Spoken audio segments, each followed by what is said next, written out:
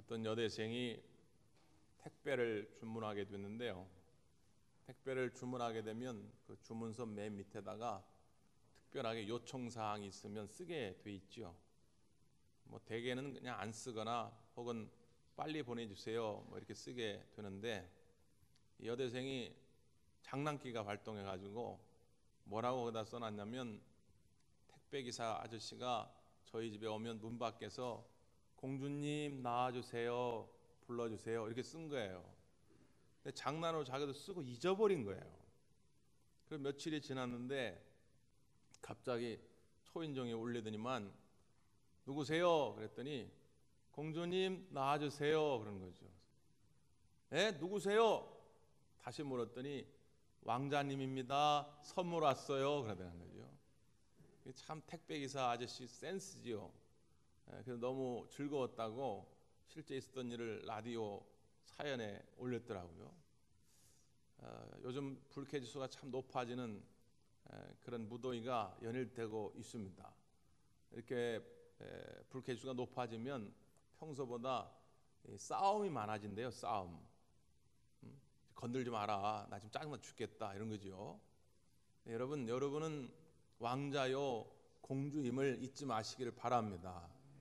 옛날 우리 어렸을 적 교회 다닐 때 많이 불렀던 복음성가 있잖아요. 왕왕왕왕 나는 왕자다. 공공공공 나는 공주다.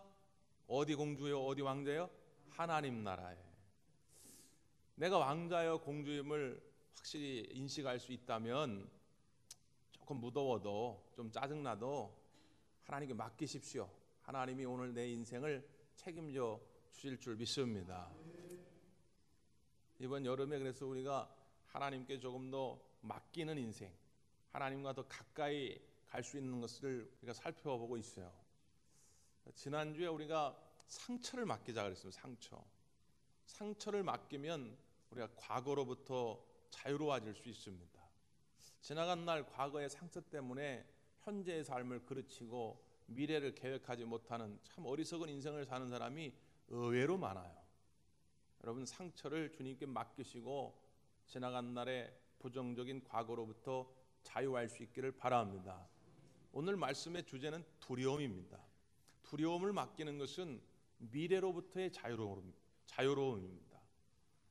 두려움이 있으면요, 미래로 한 발자국 한 치 앞도 나갈 수가 없어요. 제가 제 또래 중에서는 운전면허를 굉장히 빨리 딴 편입니다. 제가 제 친구들을 연수를 많이 시켜줬어요. 근데 초보 운전자들 이렇게 연수하다 보면 어떤 일들이 종종 있냐면요, 자 준비됐지? 자, 가자. 그래서 엑셀을 밟는데 소리만 빵빵빵빵 소리만 나고 1cm도 안 나가는 거죠. 왜 그런가 봤더니 보통 우리가 운전을 하려면은 이 기어를 주행 모드에다 놔야 되죠. 주행 모드에 놔야 되는데 N 중립에 그냥 놓은 거예요. 중립에 놓고 아무리 밟아봐야 이게 나가질 않죠. 소리만 요란하고 뒤에 그냥 연기만 나지요. 두려움을 갖는다는 건 마치 그와 같습니다. 정작 실패했을 때 겪는 것보다도 심리학자들의 연구에 의하면 실패할 것 같은 두려움, 그 두려움이 우리에게 주는 스트레스 강도가 더 크다는 거예요.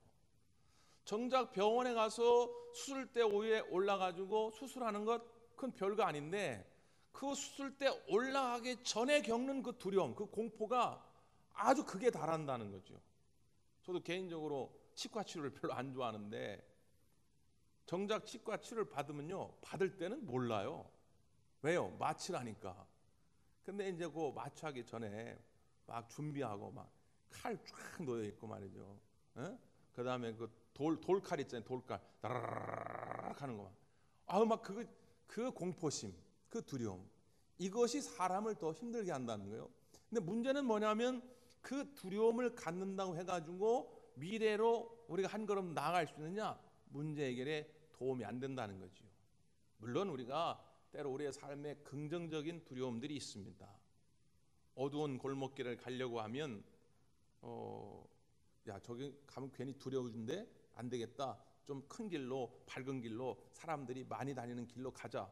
그런 건 나름 그 두려움이 내게 더 긍정적인 요소로 작용하기도 하지요.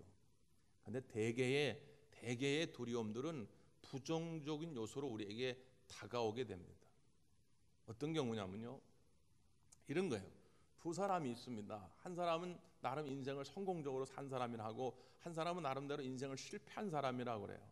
그러니까 실패한 사람에게 물어봤어요. 당신은 왜 스스로 인생이 실패했다고 봅니까? 그랬더니 당연하죠. 우리 아버지는요, 술 주정뱅이였어요. 집에 오면 맨날 엄마를 패고 우리를 패고 말이죠. 엄마하고 아빠가 맨날 하루가 멀다고 싸웠어요. 엄마는 견딜 수 없어가지고 내가 어렸을 때 집을 나가버렸어요. 지금까지도 연락이 안 돼요. 나는 엄마의 사랑을 못 받았어요. 난 그래가지고 중학교도 제대로 졸업을 못했어요. 배운 것이 없으니 사람들이 써주질 않잖아요. 내가 생각했어요. 야, 될 대로 되라. 그게 내 인생 실패할 수밖에 없지요. 나름 인생을 성공한 사람에게 물었어요. 당신은 뭐 어떻게 인생을 성공했습니까? 당연하죠. 우리 아버지는 술 주정뱅이였어요. 집에 오면 맨날 깨부시고 엄마 때리고 우리 때렸어요. 엄마는 못 견디고 어렸을 적에 집을 나가버렸어요. 나는 엄마의 사랑을 받지 못했어요. 난 중학교도 제대로 졸업을 못했어요. 그때 내가 이를 악물었어요. 이대로 살 수는 없다. 이대로 내 인생 망칠 수는 없다. 닥치는 대로 일했고요. 기회 있을 때마다 공부했어요. 그 내가 인생을 성공할 수밖에 없죠. 똑같은 상황을 이야기하는데 어떤 사람은 그것을 바꾸어서 인생의 역전의 도구로 삼았지요. 이것을 우리가 심리학적으로 회복 탄력성이라 말합니다. 회복 탄력성. 예를 들면 우리가 캔커피를 마시고 땅바닥에 놓고 발로 짓밟으면 찌그러지지요. 그리고 찌그러지고 복원이 안 됩니다. 그대로 있잖아요. 근데 예를 들어서 용수철 같은 거 보십시오. 딱 밟았어요. 밟으면 찌그러진 것 같지만 탁 뛰는 순간 어떻게 됩니까? 위로 팍 튀어오르죠. 이 탄력성. 인생의 성공과 실패는 지금 내 상황이 어렵냐 어렵지 않으냐, 내 앞길을 가로막는 장애물이 많으냐 적으냐, 이런 것과는 관계가 없다는 거예요. 대부분의 사람들이 동의하는 얘기입니다. 그럼 성공과 실패는 뭐에 따라 달라지느냐? 이 회복 탄력성에 따라 달라진다는 거예요. 우리를 짓누르는 건 수도 없이 많다는 거지요. 가정적인 형편, 경제적인 여건, 관계들의 문제, 질병의 문제, 여러 가지 수도 없이 많은 것들이 우리를 짓누르지만 우리가 이것을 밀어낼 수 있는 회복력, 탄력성만 있으면 얼마든지 인생을 역전시킬 수 있다는 겁니다. 그런데 그 인생을 역전시켜야 할 회복 탄력성을 갖지 못하도록 자꾸 상처내는 게 뭐냐? 두려움이라는 거예요. 에휴, 해봐야 이번에도 실패할 걸 뭐, 해봐야 안 될 걸 뭐, 내가 뭘 도전해. 이것이 우리를 회복하지 못하게 만드는 큰 요소로 차지하게 되더라는 것이죠. 그래서 이 두려움을 하나님께 맡겨야 됩니다. 이 두려움을 맡겨야 내 미래가 새롭게 열려질 줄 믿습니다. 오늘 시편 46편은요, 열왕기하 19장의 역사적 배경을 가지고 있습니다. 이스라엘 백성이 지금 어려움에 처하게 되는데 왜 그러냐면 아수르라고 하는 강대국이 사네립이라고 하는 왕이 통치할 때에 18만 5천 명의 대군을 이끌고 이스라엘을 침공하려고 합니다. 그때 북이스라엘의 왕이 누구냐면 히스기야 왕입니다. 히스기야 왕 여러분 많이 들어보셨죠? 히스기야 왕은 참 하나님 앞에 합한 왕이었습니다. 하나님이 좋아했던 왕이에요. 왜 그렇죠? 그의 아버지가 전국에다 산당을 만들고 우상을 들여다놨어요. 우상 숭배하겠죠. 근데 히스기야가 왕이 됨으로 말미암아서 종교개혁을 펼치고 이걸 다 때려 부셨어요. 그러니까 하나님이 좋아할 수밖에 없죠. 종교개혁을 일으키니까 백성들도 히스기야를 좋아했어요. 그러니까 하나님께도 인정받고 백성들에게도 존경받는 그런 왕이었단 말이에요. 그런데 문제는 뭐냐?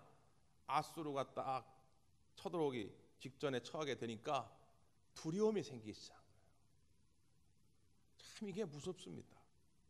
그동안에 20년, 30년, 40년 신앙생활을 잘 해왔는데, 참 믿음으로 참 예쁘게 여기까지 왔는데 어떤 사업의 문제가 닥치니까, 어떤 질병의 문제가 닥치니까, 가정의 어려움이 닥치니까 갑자기 두려움이 빠지기 시작하는 거예요.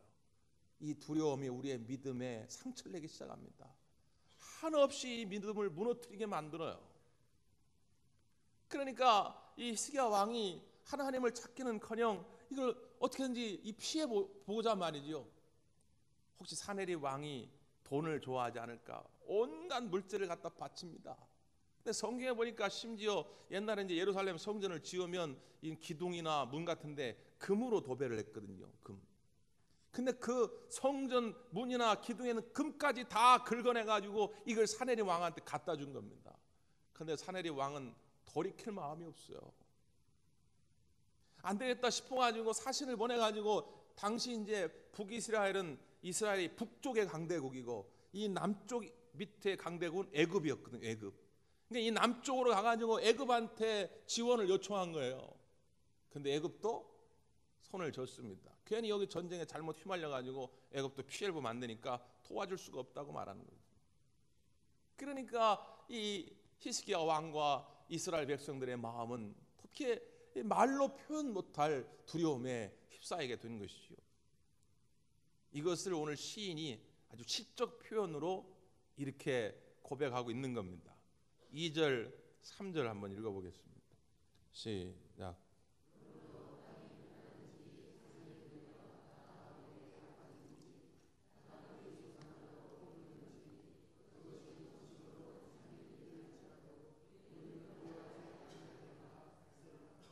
예, 2절, 3절의 비유적인 표현은 어떤 상황입니까? 큰 지진이 났을 때 말이죠. 한 지진 규모가 한 6, 7 정도만 돼도 웬만한 건물은 다 흔들린다고 하는데 지금 표현은 산이 흔들려 가지고 바닷 가운데로 빠져간다는 거예요. 우리는 뭐 우리나라는 그런 걸 경험해 보지 못했지만 지난번 일본이나 저 인도네시아 같은 데 쓰나미 밀려올 때 보십시오. 쓰나미 밀려오니까 뭐 산도 다 집어삼키고 뭐 이런 건물 몇 층, 10층짜리 건물도 다 집어삼키고 그러지 않습니까? 이런 큰 어떤 자연 재앙 속에 있는 그 상황을 지금 이스라엘 백성들과 히스기야 왕의 마음을 빗대어 가지고 표현하는 것이죠. 그 공포감은 이루 말할 수가 없는 거 아니겠어요? 그런데 시인은 뭐라고 고백합니까? 그럼에도 불구하고 우리는 두려워하지 아니하리로다. 지금 눈앞에 펼쳐진 그 상황이 중요한 게 아니라니까요. 그걸 보면서 내가 두려워하지 않을 수 있는 마음, 그 회복 탄력성만 유지할 수 있다면 얼마든지 저 밑바닥에서도 점프해 가지고 하나님의 축복의 세계를 볼 수가 있다 그 말이에요. 그럼 도대체 이 배짱 말이에요. 이 담대함의 힘의 근원이 어디서 나오는가? 1절이죠. 큰 소리로 한번 봉독합니다. 시작.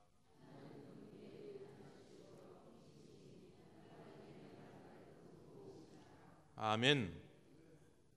46장 1절의 말씀은 여러분 인생의 노트에 꼭 적어 놓으시고 여러분 마음판에 꼭 새기셔 가지고 늘 묵상하고 이 말씀으로 어둠의 권세를 이길 수 있기를 바랍니다.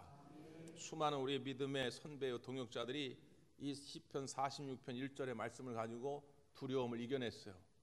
어제와 오늘 내 앞에 두려움의 요소들은 그대로 있는데 이 말씀 가지고 그 두려움의 요소들을 제거하고 마음의 평강을 갖게 되었다는 거예요. 여러분 참 이 두려움이라는 게 무서운 것이 뭐냐면요, 있지도 않은 문제를 만들어냅니다. 1933년도에 저 미국 캘리포니아에 가면 우리가 잘 아는 골든게이트 브릿지라고 금문교 있지 않습니까?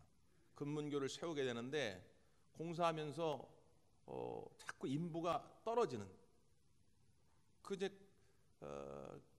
다리를 만드는데 높은 데서 작업하다 보니까 미끄러져 가지고 떨어져서 추락사하는 일들이 생기는 거예요.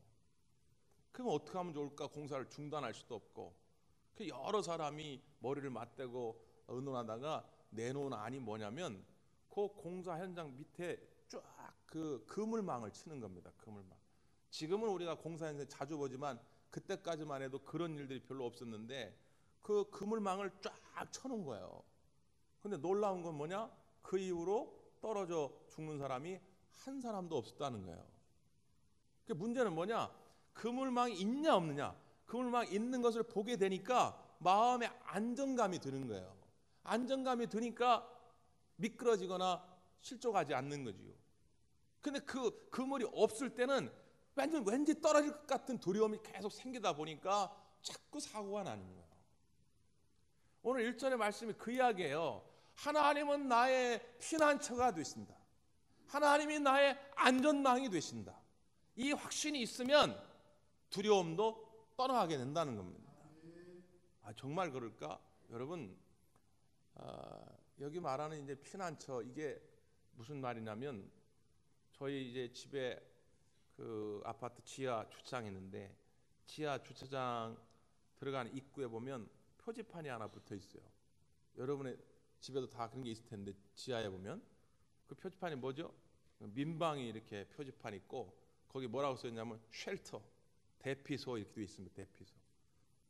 그러니까 만약에 공습 사이렌이 울리면, 적군이 와가지고 폭격을 하게 되면 무조건 다 그 대피소 들어가야 돼요. 그럼 어떻게 됩니까? 사는 거지요. 지금 이 피난처가 바로 그 쉘터, 대피소입니다.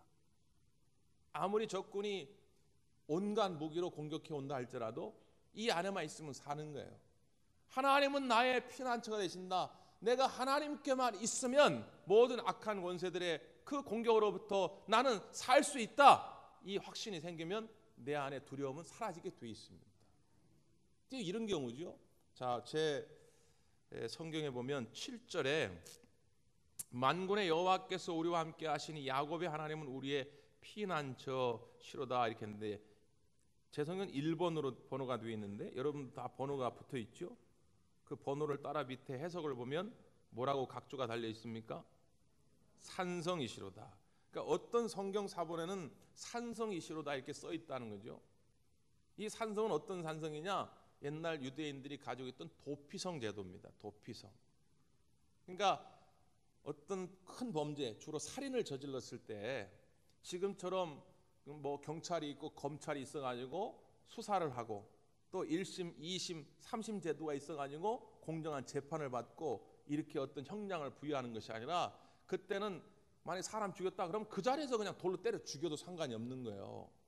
근데 문제는 뭐냐? 그렇게 되다 보니까 보복 범죄, 또 무고한 사람들이 피해를 보는 일들이 많은 거예요. 그래서 하나님이 어떤 제도를 뒀느냐? 도피성 제도를 둔 겁니다.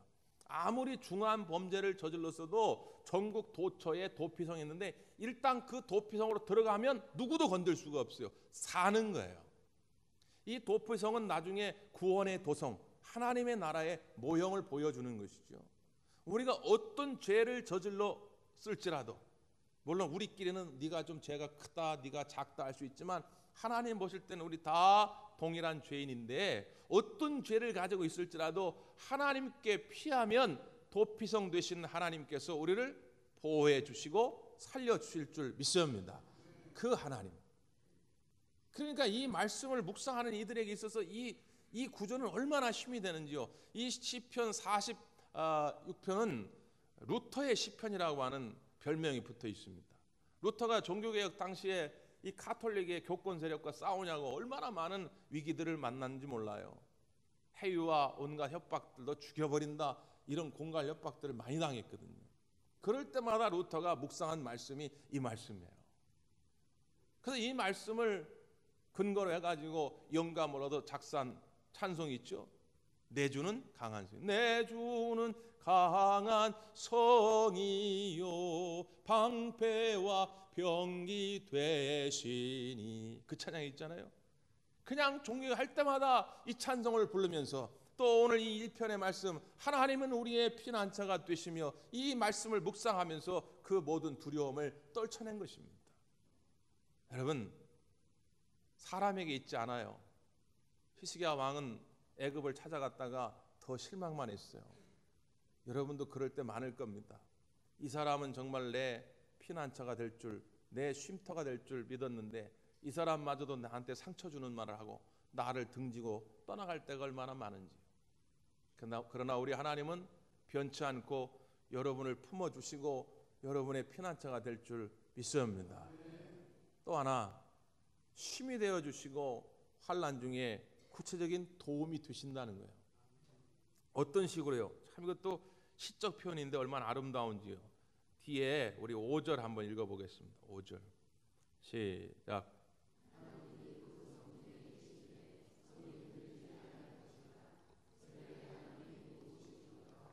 아멘. 하나님이 그 성중에 계심에 성이 흔들리지 아니할 것이라. 이 말씀이 중요하죠. 그 성을 얼마나 견고하게 졌느냐 안 졌느냐 이게 중요한 게 아니고요. 그 성을 얼마나 많은 군사들이 지키고 있느냐 그렇지 않느냐 이게 중요한 게 아니라 뭐가 중요하다고요? 하나님이 그 성중에 계심에, 하나님이 그 성에 계시면 그 성은 견고하고 그 성은 끝까지 승리할 수밖에 없다는 거죠. 하나님이 여러분의 가정에 계시면 여러분의 가정이 평화할 줄 믿습니다. 하나님이 우리 교회에 계시면 우리 교회가 부흥할 줄 믿습니다. 하나님이 계심에, 하나님이 계심에. 새벽에 하나님이 도우시리로다 이렇게 말합니다. 이스라엘 백성들은 독특한 시간관을 가지고 있죠. 우리는 보통 아침이 시작이고 밤이 끝이라고 얘기들 하지만 유대인들은 저녁이 시작입니다. 그리고 아침이 끝난다고 봐요. 왜 그러냐면 그들의 민족의 그 순환사와 관계가 있죠. 너무 어려운 시간들을 지내왔기 때문에 그들은 긍정적인 사고를 갖기로 한 거예요. 하나님을 바라보면서 지금은 우리가 저녁의 때, 밤의 때와 같이 힘들지만 지금 그렇게 시작하지만 하나님이 우리를 도우시면 반드시 광명의 시간, 아침이 올 것이다. 그때는 슬픔은 떠나고 모든 절망은 떠나고 우리는 승리하게 될 것이다. 이런 시간관을 히브리인들은 가지고 있어요. 열왕기하 19장에도 마찬가지입니다. 자, 이렇게 해도 안 되고 저렇게 해도 안 됩니다. 애굽도 안 도와주고 사내립에게 물질로서 어떻게 해보려고 했는데 안 되고, 그러니까 이사야 선지자가 와서 히스기야 왕을 꾸짖지요. 그러니까 히스기야가 이 문제를 끌어안고 성전으로 갑니다. 그리고 하나님께 간절히 기도해요. 그때 하나님이 그 히스기야 왕의 기도를 들으시지요. 그리고 밤사이에 하나님의 사자들을 그 아수르의 진영으로 보냅니다. 아침이 돼서 새벽이 돼서 나아가 봤더니 18만 5천 명의 아수르 군대가 다 시체가 되어서 나뒹굴어요. 봐라, 하나님이 할 것이다. 하나님이 나의 도움이 되신다. 하나님이 나의 힘이 되신다. 이 시인은 그걸 본 거지요. 그렇구나, 하나님이 하시는 거구나. 여러분의 인생이 지금 혹 저녁일지라도 지금 어두운 밤일지라도 걱정하지 마십시오. 아침의 때가, 승리의 때가 반드시 올 줄 믿습니다. 그래서 10절에 보면 이런 고백을 하죠. 10절 보겠습니다. 시작.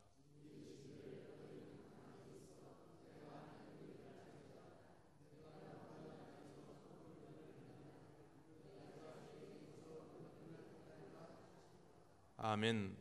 너희는 가만히 있어 내가 하나님 됨을 알지어다. 이제 지난주에 우리 아이들이 다 방학을 했는데 방학을 앞두고 선생님이 야, 방학이 되면 집에 가서 엄마 많이 도와줘야 되는데 어떻게 하면 엄마를 도울 수 있을까? 우리 발표해보자. 그랬더니 선생님, 저는 엄마 설거지 도와줄게요. 선생님, 저는 엄마 청소하는 거 도와줄게요. 그때 어떤 애가 선생님, 저는 가만히 있을 겁니다. 그게 뭔 말이야? 엄마가 늘 그러는데요, 너는 가만히 있는 게 날 도와주는 거다.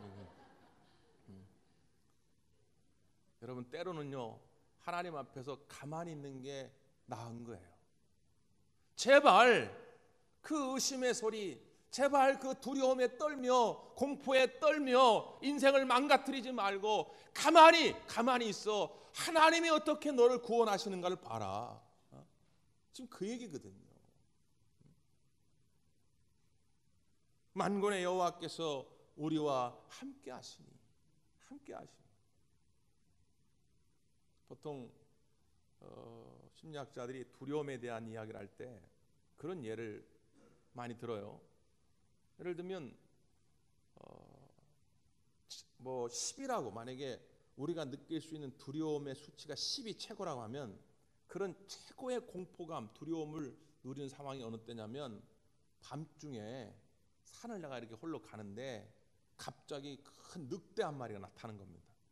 그 늑대가 나를 탁 바라보면서 그럴 때 그때 느끼는 그 두려움이 거의 최고의 공포, 10 정도 된다는 거예요.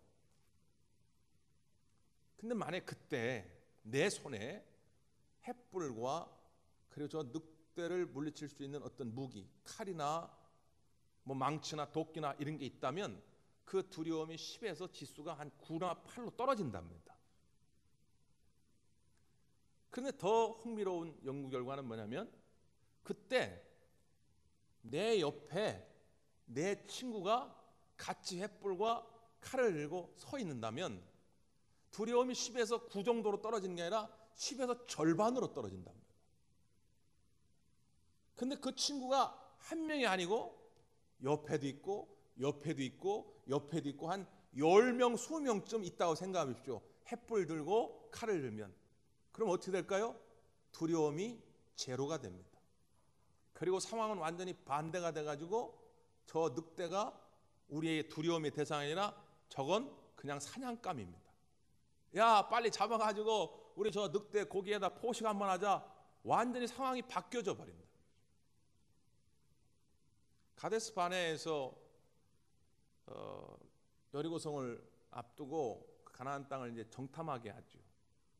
그때 10명의 정탐꾼은 큰일 났다. 우리 저희 가면 다 죽는다죠. 저 가나안 족속들은 지금의 이제 그 블레셋 사람들, 지금은 팔레스타인이라고 그러죠. 그 땅의 사람들이 원래 거인족들이기 때문에 기본 키가 다 2m, 그러니까 평균 막 이래 등치가 이게 우린 다 죽게 생겼단 말이지. 근데 여호수아와 갈렙만이 그렇게 얘기하는 거 아닙니까? 아니다. 하나님이 우리와 함께 하시면 그들은 우리의 밥이라 밥. 하나님이 함께 하지 않을 때는 그 두려움이 최고치에 이르는 거죠. 야, 이게 우린 다 이제 죽었다. 가나안 땅 정복은커녕 저 밟기도 전에 우린 다 죽게 생겼다. 그러나 하나님이 함께 하시면 상황은 완전히 반전이 돼서 저것들은 그냥 우리의 밥이다 말이지. 하나님이 오늘 우리에게 그 약속을 해주시는 거지. 이사야 41장 10절에 두려움에 떨던 이스라엘 백성들에게 이사야 선지자를 통해서 주님 주시는 말씀이 뭡니까? 두려워하지 말라. 내가 너와 함께함이라.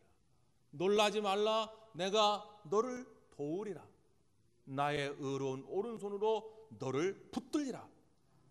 이 말씀 하나 붙잡고 일어선 믿음의 용사들이 얼마나 많은지요. 사랑하는 여러분, 오늘도 우리 주님이 여러분과 함께 하실 줄 믿습니다. 두려움은 여러분의 몫이 아닙니다.